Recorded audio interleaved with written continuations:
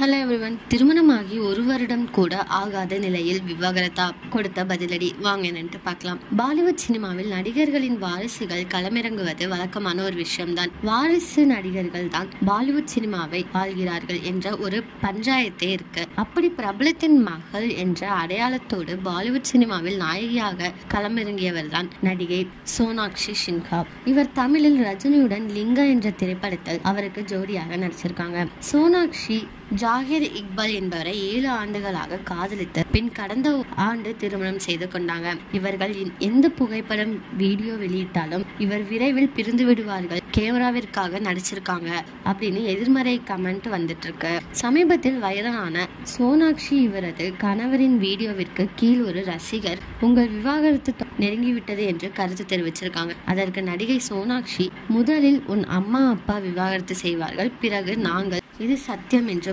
பதில் அளிச்சிருக்காங்க. சோனாக்ஷி கொடுத்த பதிலடி பத்தி நீங்க என்ன நினைக்கிறீங்க அப்படிங்கறத கமெண்ட்ல சொல்லுங்க. இதே மாதிரி லேட்டஸ்ட் சினிமா நியூஸ் அப்டேட்க்கு இந்த சேனலை சப்ஸ்கிரைப் பண்ணிக்கோங்க.